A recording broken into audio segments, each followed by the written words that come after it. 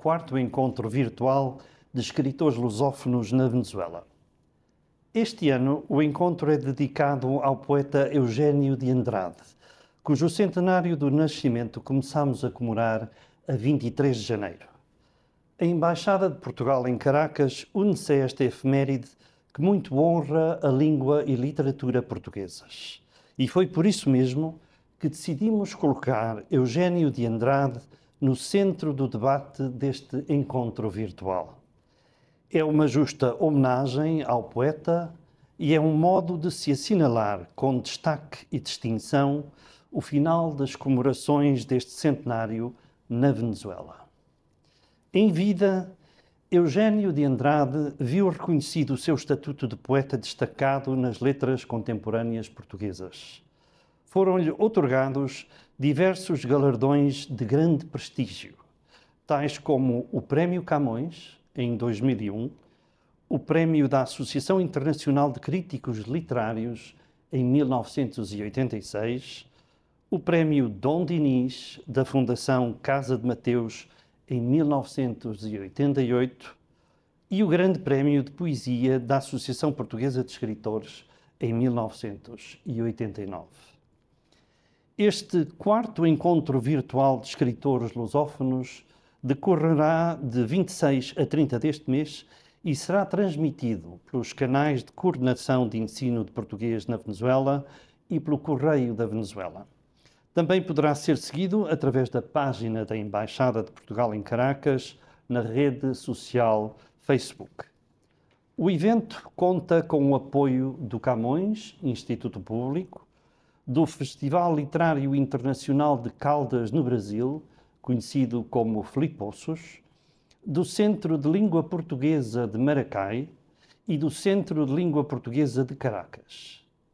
A todos os nossos apoiantes e colaboradores, sem os quais não seria possível a realização deste programa, deixo desde já os meus melhores agradecimentos. À semelhança de anos anteriores, convidamos 5 escritores de nacionalidades diferentes que escrevem sobre realidades e temáticas distintas, usando todos eles a língua portuguesa. Assim, teremos a oportunidade de falar com a escritora portuguesa Ana Cristina Silva, finalista de vários certames literários e vencedora do Prémio Urbano Tavares Rodrigues em 2012. Falaremos também com Luís Eduardo de Carvalho, do Brasil, com Shiva, de Macau, e com Dani Vambira, de Moçambique. Teremos ainda a honra e o prazer de conversar com o professor Dr. Frederico Bertolazzi, da Universidade de Roma, especialista na obra de Eugênio de Andrade. Na Venezuela, país que conta com uma numerosa comunidade portuguesa, o ensino do português encontra-se em contínua, rápida e significativa expansão. Cada vez há mais escolas a ensinar português. No espaço de apenas um ano letivo, passamos de cerca de 7.500 alunos a perto de 11.000. Assim, neste cenário de crescente interesse pela língua de Eugênio de Andrade, vale a pena dar a conhecer, através do poeta, a importância e o valor do nosso idioma no mundo presente e as portas que abre no futuro. Espero que possam desfrutar das entrevistas e testemunhos que estes autores nos trarão e que são, desde logo, uma homenagem à lusofonia. Faço votos que o programa deste 4º encontro virtual de escritores lusófonos seja do vosso agrado e aproveito para desejar a todos um Feliz Natal e um próspero ano de 2024. Bom dia, boa tarde, boa noite. Bem-vindos a este 4º encontro virtual de escritores lusófonos na Venezuela, uma nova edição no ano 2023. Esta edição homenageamos o poeta Eugênio de Andrade. No ano 2023, nós celebramos o centenário do seu nascimento. Esta atividade está a ser Tem o apoio da Embaixada de Portugal aqui em Caracas, do Instituto Camões, da sua coordenação de ensino português na Venezuela, do Correio da Venezuela e dos Centros de Língua Portuguesa em Maracai e em Caracas, além da Filpoços, com o apoio sempre da nossa querida Gisele Correia. Nós temos hoje conosco um escritor brasileiro, um homem que tem ganho vários prémios, dedicado à escrita, e tem dado o seu contributo à literatura brasileira, que é Luís Eduardo Carvalho. E aproveito agora para agradecer, Luís Eduardo, muito obrigado pelo seu tempo de estar conosco neste encontro virtual. Eu que agradeço muito, Rainer, agradeço e saúdo a todos os organizadores na tua pessoa e também saudando as pessoas que nos assistem aqui pelo vídeo, né? Agradecendo a oportunidade de participar desse encontro internacional, que é sempre uma possibilidade de expandir os diálogos, de atravessar as fronteiras, né? Então agradeço a coordenação de ensino português no estrangeiro aí da Embaixada Portuguesa de Caracas e obviamente, mais abrangentemente, a própria embaixada, a pessoa do embaixador, né?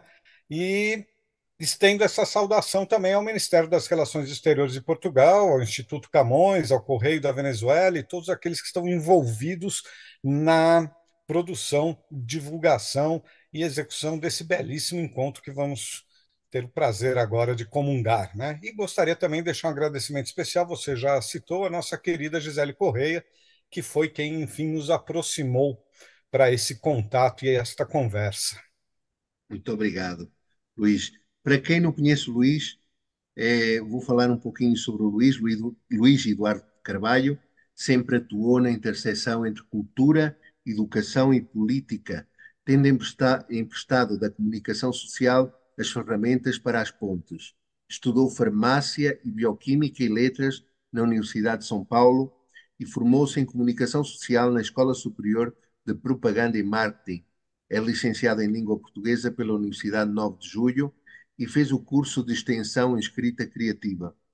Foi professor de teatro e redação em alguns dos principais cursos pré-vestibulares de São Paulo, mantenedor e professor de língua portuguesa em colégios paulistanos, diretor de marketing em rede escolar de São Paulo, chefe de subsecretaria parlamentar da Câmara Municipal de São Paulo, publicitário e assessor de imprensa, jornalista e editor da Carta Maior na área de arte e cultura, diretor executivo do Instituto Pensarte, assessorou o ministro Gilberto Gil, coordenando a comunicação da Teia dos Pontos de Cultura de Belo Horizonte em 2007. Gerenciou o espaço Parlapatões em São Paulo. Desde 2015 dedica-se exclusivamente à produção literária. Tem sido vencedor de 3 prémios de incentivo à publicação do Ministério da Cultura do Brasil, 2 prémios da União Brasileira de Escritores. Nós gostaríamos de salientar o prémio Cidade de Belo Horizonte em 2015, que foi ganho com o romance Xadrez. Fala-nos um pouco de você, de si, não é? Onde nasceu, onde cresceu e como foi que enveredou pelos caminhos da literatura. Bom, Rainer, pelo que você falou de mim aí, essa apresentação do meu currículo, dá para ver que eu pulei muito de galho em galho, eu tive muitas atividades profissionais, mas todas elas ligadas, de uma certa maneira, ao uso da palavra, né, da língua portuguesa. Então, sempre parece que houve uma expectativa dessa migração definitiva para a produção literária, mas eu me guardei durante 50 anos para começar a me dedicar exclusivamente a essa atividade e nasci na cidade de São Paulo, no estado de São Paulo, né, num bairro de classe média que assim constitui uma faixa muito sutil de transição.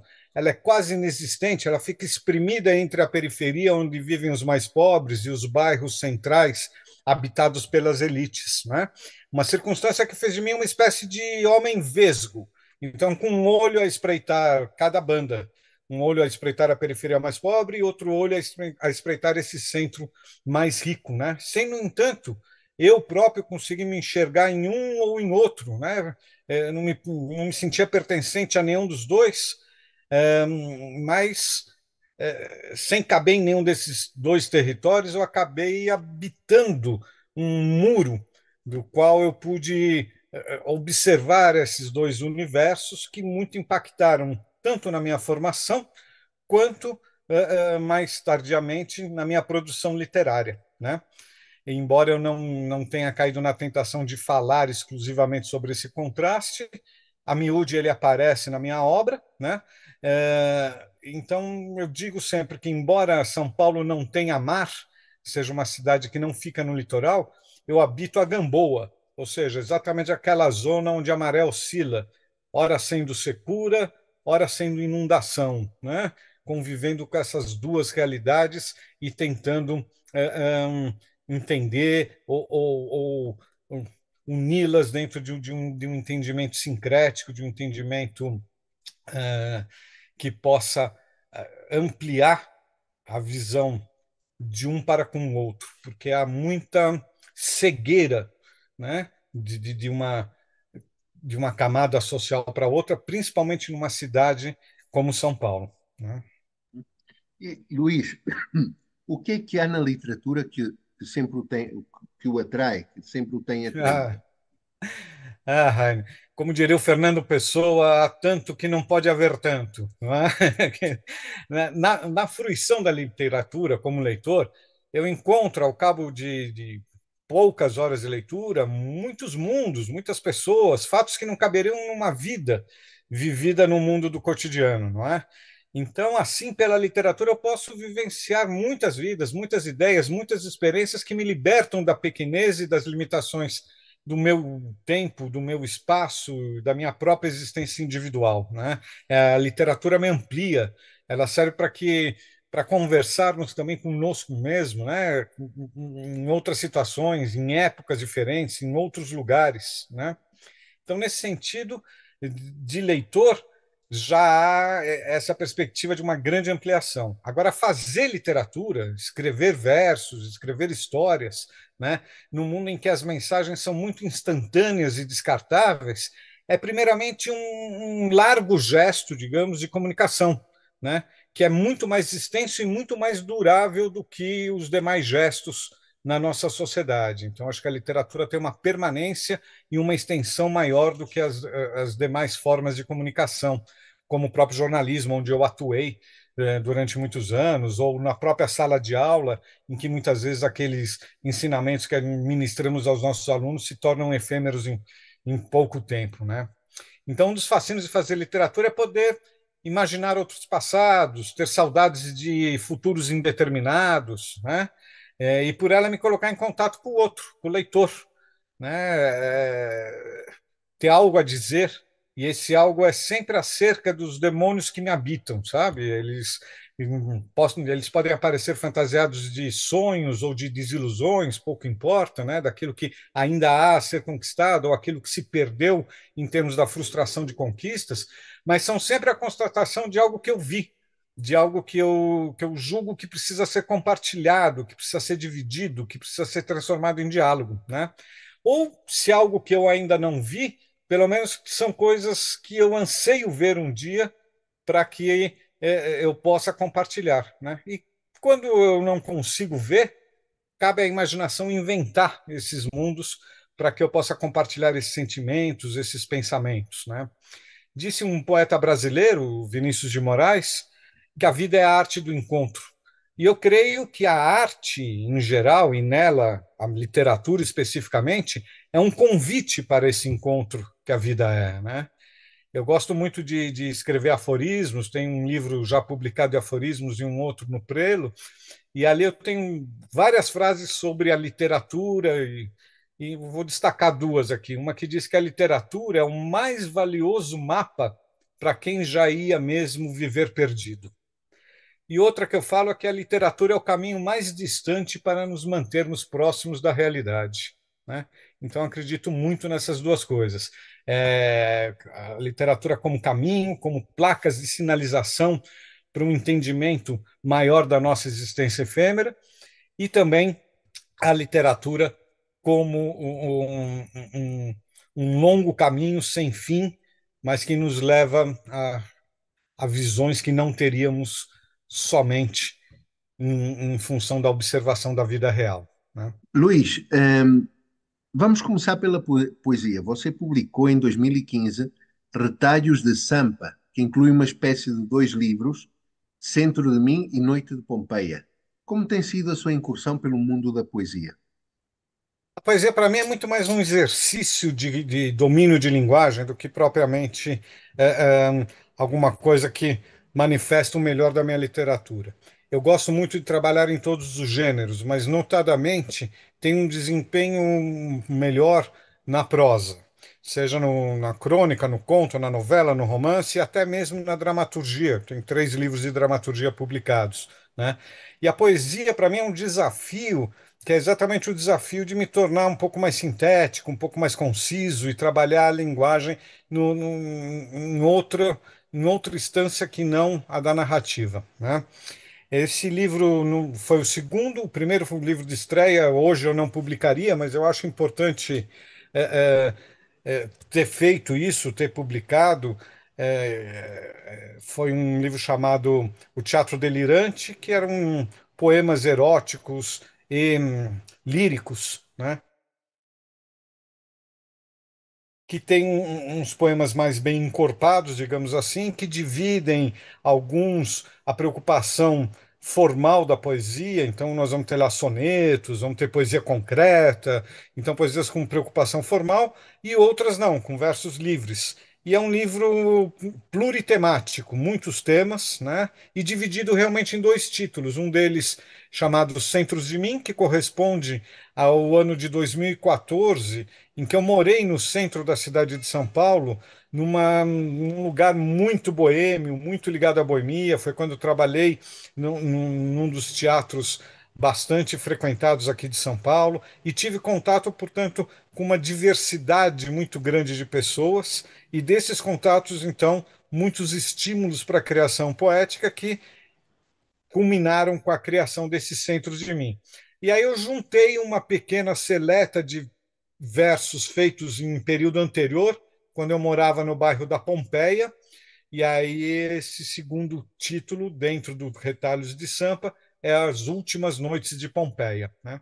Depois eu lancei um terceiro livro de poesia, chamado Curtas Metragens, que é um livro que faz versos com preocupação formal. Então, são tercetos, são quadras, são haikais, gazéis, aldravias, que é um gênero poético brasileiro, é uma corruptela de aldrava, aquela que, né, de bater na porta. Aldravia são 6 versos, cada verso uma única palavra, né?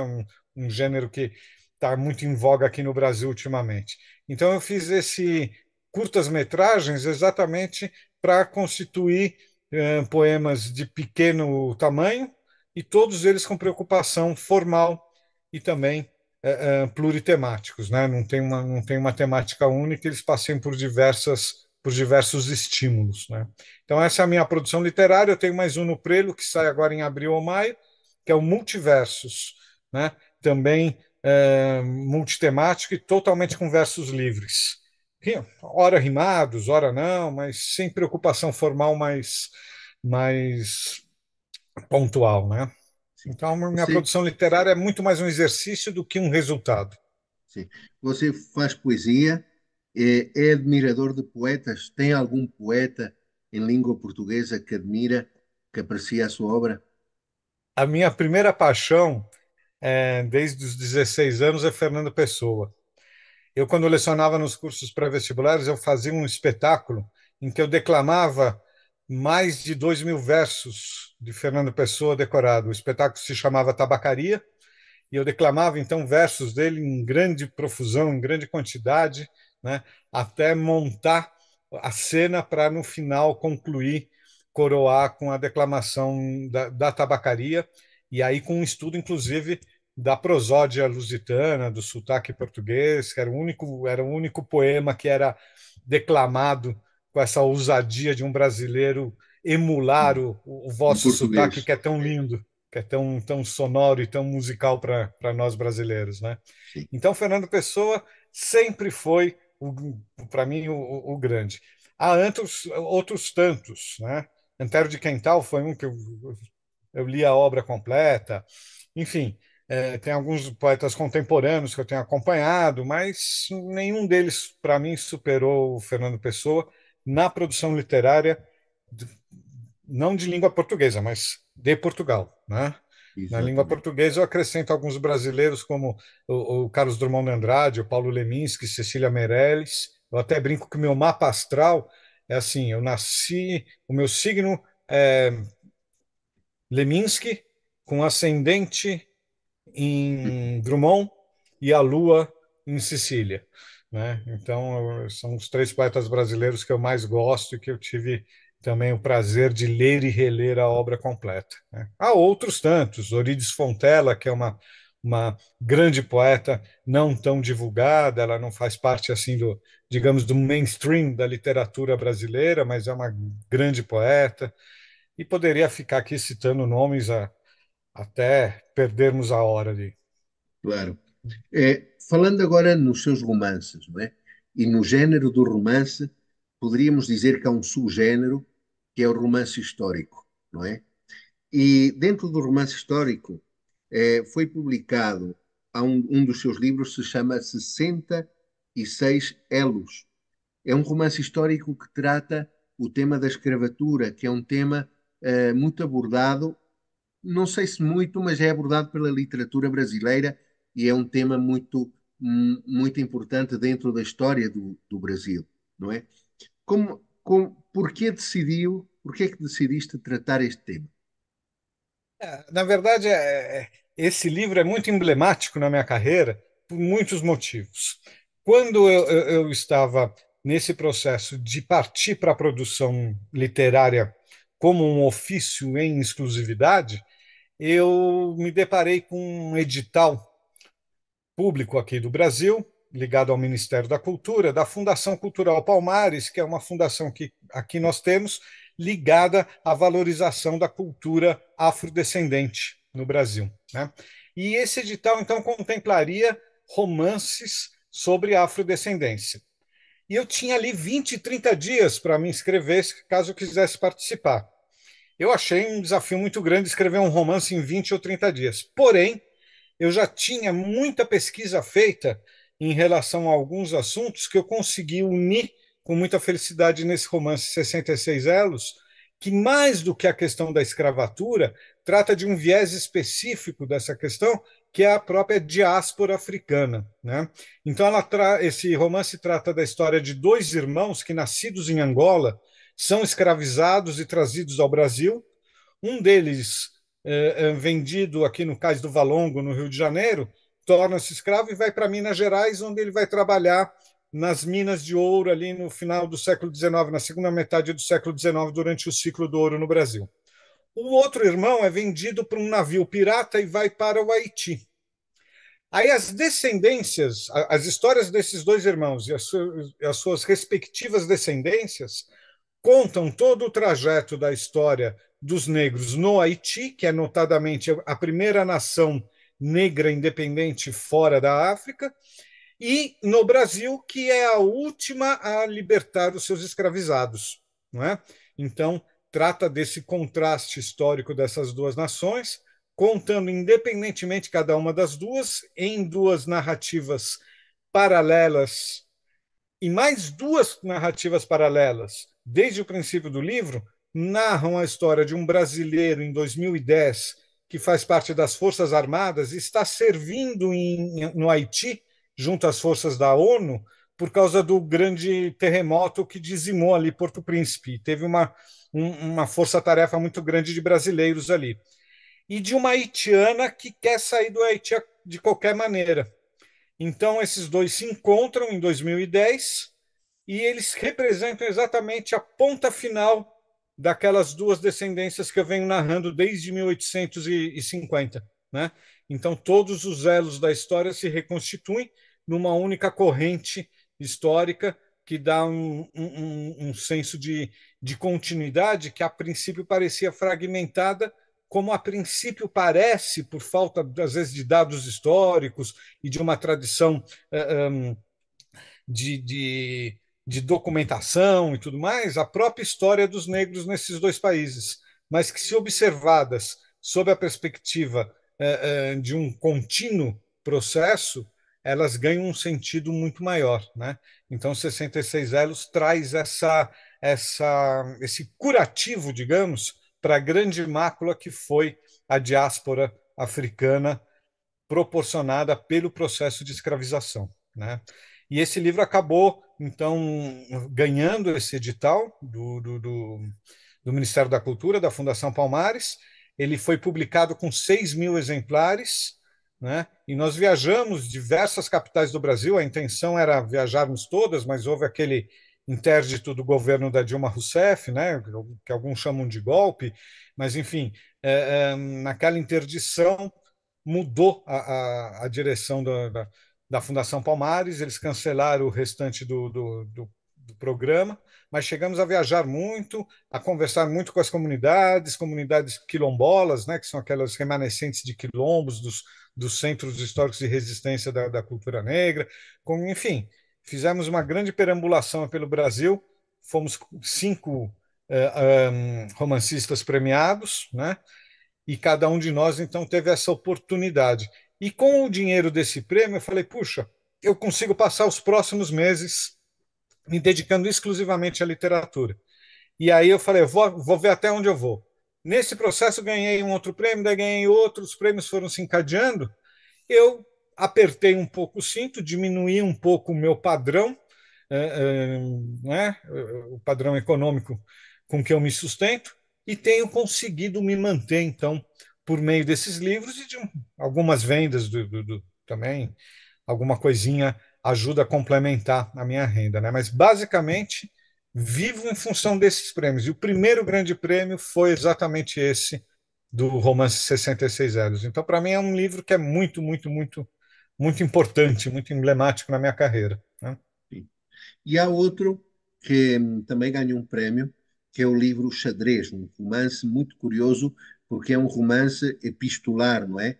Que tem também um conteúdo político. Fala-nos um pouco sobre esse livro tão curioso, porque tu disseste em alguma oportunidade que é um romance epistolar, não é? Epístolas têm a ver com cartas, ok? Sim. E como as Aham. cartas podem refletir o estado de ânimo da pessoa, ou o panorama político da época. Fala-nos um pouco sobre isso. O xadrez ele veio logo após os 66 anos e ganhou o prêmio Cidade de Belo Horizonte, que é um dos prêmios mais queridos aqui no Brasil, um dos prêmios talvez até mais desejados, né, que são dentre os prêmios para romances inéditos, né? E o xadrez ele trata de um português recém-egresso da Revolução dos Cravos. Ele sai de Portugal porque ele era muito ligado ao regime salazarista.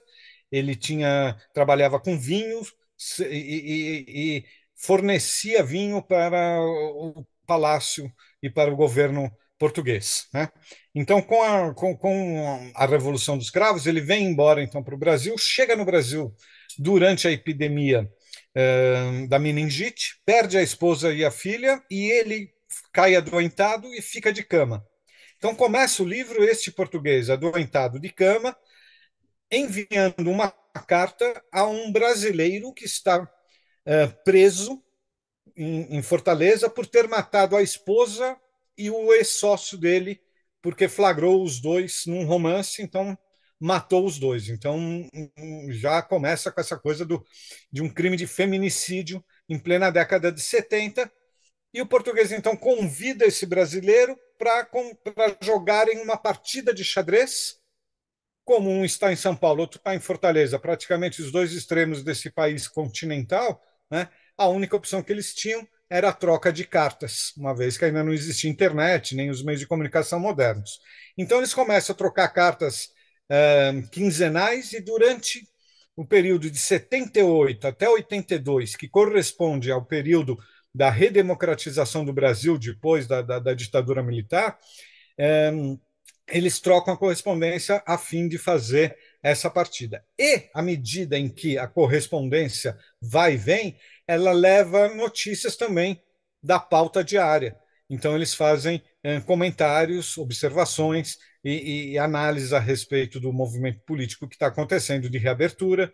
Eles também falam da produção cultural. O português envia vários livros que na época foram lançados, tanto livros brasileiros quanto grandes best-sellers internacionais, como O Nome da Rosa, por exemplo, do Humberto Eco, né? Ele manda para que esse presidiário leia os livros e nas cartas eles comentam. Então, isso também tem um certo valor de uma resenha literária, artística, falam das músicas, falam de todo o movimento cultural daquele momento que é bastante efervescente, né?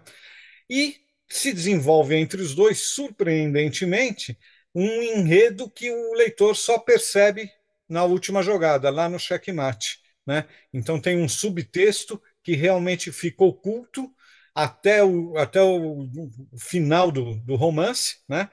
Quando se revela então que algo estava acontecendo bem na cara do leitor, mas não estava tão perceptível. E quando aquilo se revela, causa um grande impacto, né?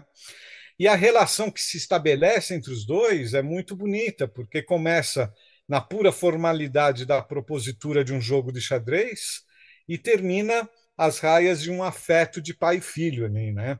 É bastante interessante. É um livro que tem uma arquitetura muito interessante, porque eu busquei uma partida de xadrez que na época foi muito famosa entre um jogador francês e um russo, copiei os lances, então Uhum. cada carta é um lance, obviamente, né? Então o livro tinha que se encerrar no último lance. E muitas vezes a própria configuração do tabuleiro, das peças, serve de metáfora para aquilo que eles estão ali comentando. Então, para exemplificar, num determinado momento as duas torres se enfrentam e o português está exatamente rememorando a época dele na cidade do Porto, em que ele frequentava as adjacências da Torre Claro. dos Clérigos e essa coisa toda. Enfim, tem uma série de apropriações da metáfora das peças do jogo em relação ao que está acontecendo na vida de ambos, né? É um livro Claro. que chamou bastante atenção tanto da crítica quanto dos leitores. É um livro unânime. Até hoje não ouvi alguém que tenha dito, puxa, todos se espantaram muito tanto com a arquitetura quanto com esse final surpreendente. Sim. Inclusive, quero te mandar um exemplar desse livro para que você possa apreciá-lo. Obrigado. Olha, de todos estes livros que tu tens escrito ao longo da tua carreira como escritor, há algum livro, ou algum romance, algum livro de poesia, algum livro teu que tu consideres mais significativo para ti do ponto de vista pessoal?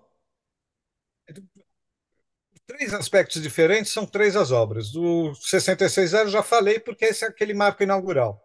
O xadrez, por ter alcançado essa unanimidade entre os leitores e os críticos. Mas há uma terceira obra que eu gosto muito, chamada Evoé 22, que é uma peça de teatro que também venceu um dos editais do Ministério da Cultura a respeito dos 100 anos da Semana de Arte Moderna de São Paulo, que foi um marco muito importante das artes no Brasil, né, em que o modernismo se consolidou entre nós, né? E eu fiz isso em forma de uma peça teatral que também funciona como um pequeno ensaio historiográfico e estético daquele período, contando o que foi a Semana de 22 pelo avesso, na visão de um homem extremamente conservador que está indignado com o movimento do modernismo, com o que ele chama de vanguardas cegas que desprezam a tradição cultural e tudo mais. Então, ele copta o trabalho de um artista, prende esse artista no porão da sua casa até que ele execute uma obra que seja uma oposição à Semana de 22, uma obra que ele pretende encenar na mesma semana, né? E aí acontece ali uma tramóia, obviamente a obra não vem à luz, mesmo porque isso não existe, foi ficção, né? Então é uma obra, é um texto que eu gosto muito. E é um texto que foi multipremiado. Ele ganhou, além desse prêmio do Ministério da Cultura, ele ganhou o prêmio de melhor dramaturgia inédita da União Brasileira dos Escritores, e no ano seguinte, também da mesma União, o prêmio de melhor dramaturgia publicada. E ainda foi selecionado num edital da Secretaria Estadual de Cultura aqui de São Paulo para fazer parte da semana comemorativa da Semana de Arte Moderna de 22, né? Então é um livro que foi muito reconhecido em termos de prêmios, e embora ele não seja uma dramaturgia talhada para a encenação, porque, como eu disse muitas vezes, ele assume na fala dos personagens esse caráter um pouco ensaístico, né? Ele é um livro bastante propício para a leitura, não tanto para o palco, né? Embora seja uma dramaturgia. Então, esses três livros, os 66 Elos, o Xadrez e o Evoé 22, cada um deles traz para mim uma carga de significado muito grande, que eu dificilmente saberia optar entre os três qual o que mais me representa. Muito bem. Uma pergunta que te quero fazer, não é? Tu, como escritor no Brasil, é uma pergunta que eu tenho feito a vários escritores brasileiros, não é? Como tu analisas o panorama atual da literatura brasileira? Achas que é um momento de ouro? É robusto este momento da literatura brasileira no contexto nacional e internacional? Eu vejo assim, Rainer, o que houve foi uma grande explosão da literatura, facilitada por algumas questões, como, por exemplo, hoje todos nós temos os meios de produção.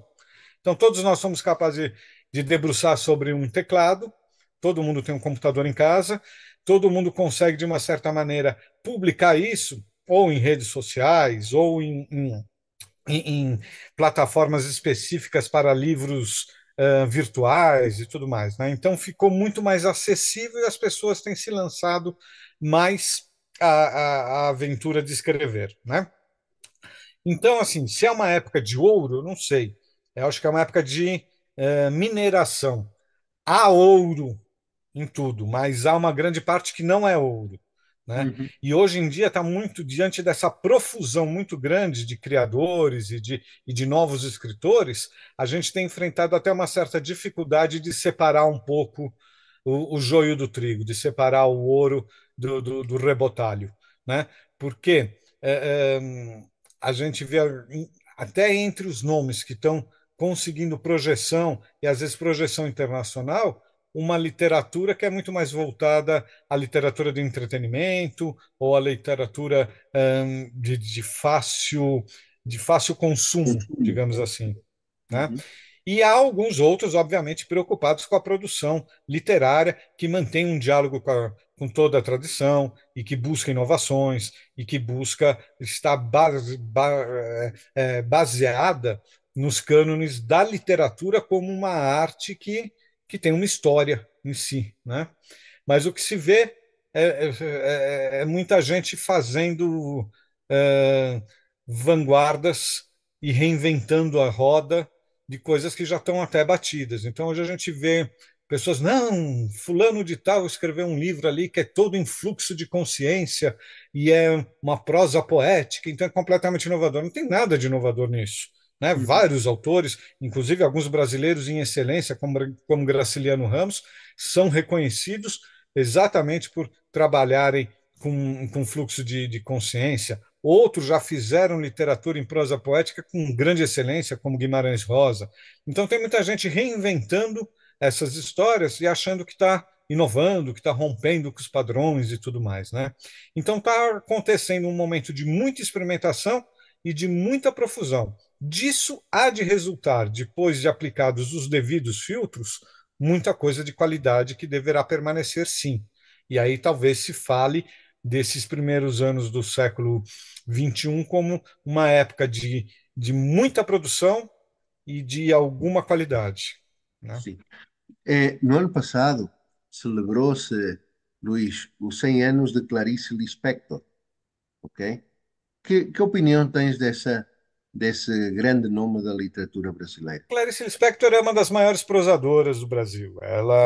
Ela contribuiu não só com o repertório da sua obra, mas com uma dicção, com a produção de uma linguagem própria, principalmente afeita ao conto e à novela, né, as narrativas mais curtas, que não foi superado na qualidade em que ela nos trouxe.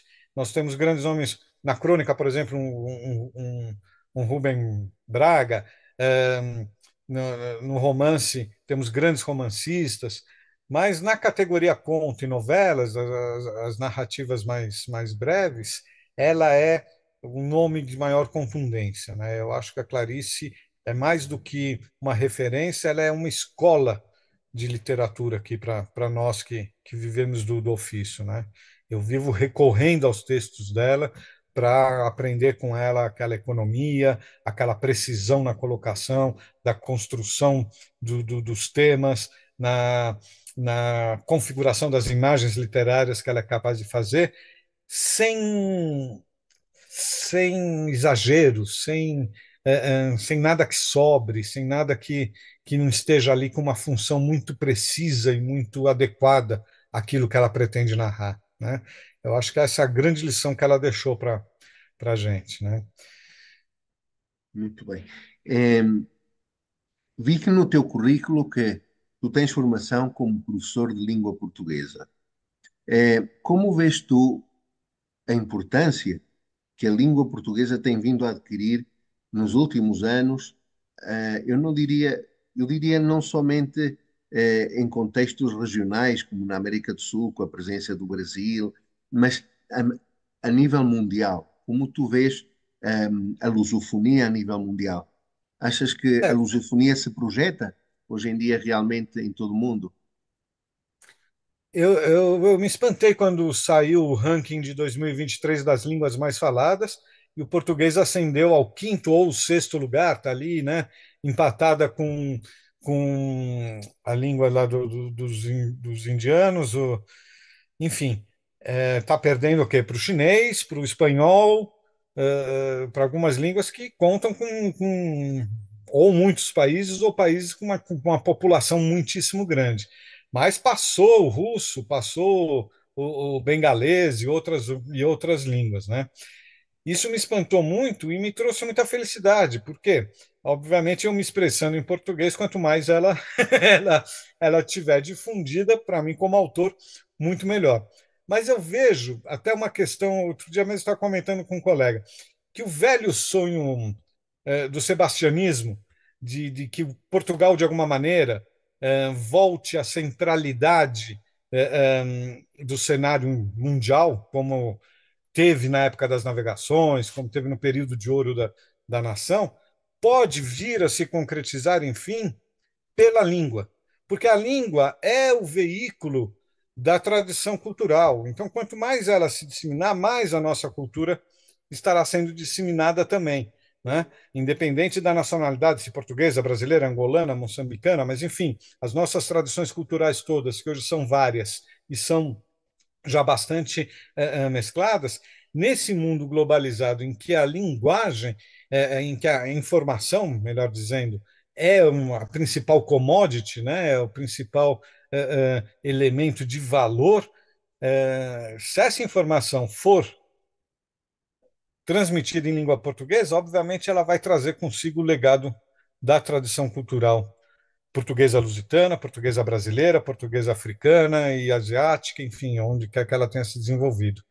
Então, o que mais me anima é isso, essa possibilidade desse afloramento da cultura, exatamente como uma coisa que tem valor, não no sentido, não estou falando no sentido comercial, mas estou falando no sentido de expansão Cultural? de tomada de centralidade, Uhum. né, na, na, na pauta das grandes nações aí, né? Claro, E, obviamente, alguns fenômenos, o próprio crescimento populacional desses países, como você próprio mencionou, alguns líderes que aparecem, líderes no campo da política, da cultura, né, e que acabam se tornando expoentes internacionais, às vezes até pelo próprio esporte, né? As pessoas que conseguem, nos seus ofícios, levar a língua junto consigo, acabam representando o próprio sucesso das culturas das quais elas são oriundas, né? claro, claro. Uma última mensagem para terminar esta agradável entrevista. Estamos a falar com Luís Eduardo Carvalho, escritor brasileiro, autor de uma vasta obra na poesia, dramaturgia e na prosa. Luís, uma última mensagem aqui para o público, que muitos dos nossos ouvintes aqui são de língua espanhola, sobretudo da Hispanoamérica, e também da comunidade portuguesa que reside aqui na Venezuela, que é praticamente bilingue entre português e espanhol. É uma mensagem aqui para o público. Eu vou terminar citando um famoso poliglota, já que a gente está falando sobre a questão da língua portuguesa, um famoso poliglota que falava dezenas de línguas. E uma vez perguntaram para ele qual a língua que ele preferia. Ele falou: Isso depende muito. Quando eu quero falar com os meus familiares, eu gosto de usar o italiano. Quando eu quero falar com as minhas amantes, eu gosto de falar o francês.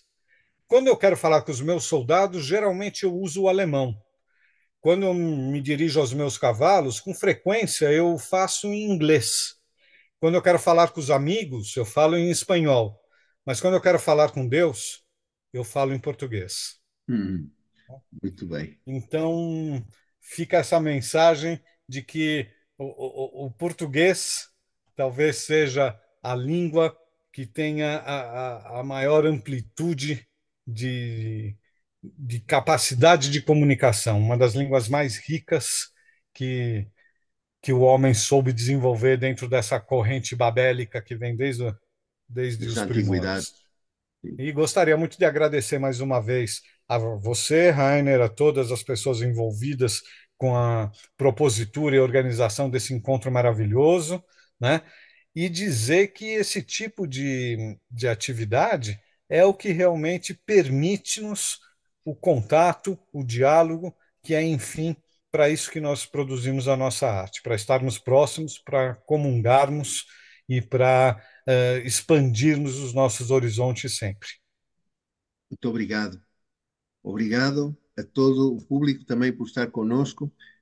Hoje, também já no fim do ano 2023, à porta do 2024. E obrigado uma vez mais a ti, Luís, pelo teu tempo. Um abraço. Muitíssimo obrigado e um bom ano para todos, especialmente para você, meu querido novo amigo. Obrigado.